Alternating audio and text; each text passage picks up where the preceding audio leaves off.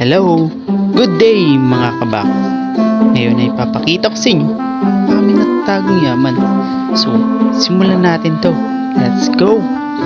Ngayon ay nandito tayo sa salas at papunta tayo sa isang time machine. Hindi, sa aming kwarto. Yan, mga kabakas, mga hanging damit. So, pwede ring ukay. So, ayan, nga pala ang time machine. Pagmulat mo, hindi na siya galit sa'yo. Pero, may bayad yan. Bunsod ng inflation, tsaka spring margarine. Pagka naman, dito na natin makikita ang aming natatagong yaman. Pero, ingat ka. Sponsored yan. Censored pala. Bukod dyan, may password pa at may laser light amplification by stimulated emission of radiation. So, yan na. Makikita na natin ang kapatid ni Dora, si Exora. So, eto na. Nakita na natin ang Silipane. So, Silipane, uy, nakaka-relate. Pareho tayo. You know, nakalagay nga pala yan sa dalawang panyo. Sige, diretso na.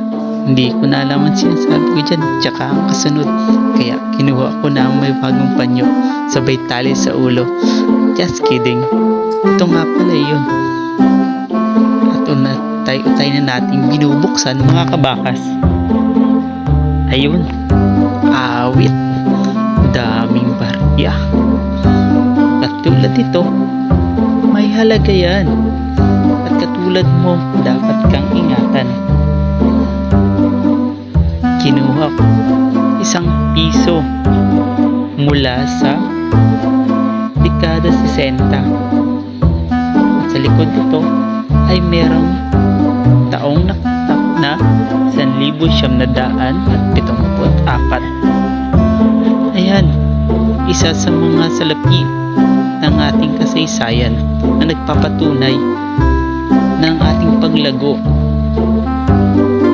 at makabuluhang kultura at tradisyon. Isa pa, ang mga koleksyon ng barya simula 1972. Sa pariyan, ang ₱5 na kumikinang na mula pa noong 1975 ng bagong lipunan.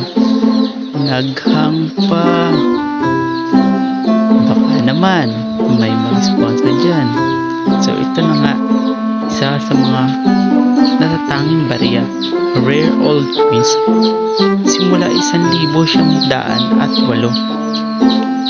Kung makikita ninyo, yan ay nakabalot sa mga tape na may balahibo at hindi ko mawari. Ito ang isa sa mga binibigay sa mga bagong salo mga nakaraang dekada.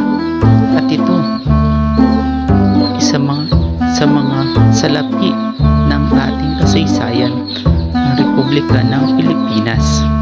At ayan, mga kumpas, at isa pa sa mga barya na ito na nagpapatunay, o mga salapi nito ang nagpapatunay ng aming mayaman na kasaysayan, o ang ating mayamang kasaysayan na meron tayo sa mga nagdaang taon. Ito rin ang nagpapatunay ng ating sibilasyon, pagkakatatag, pagkakakilanlan bilang isang republika.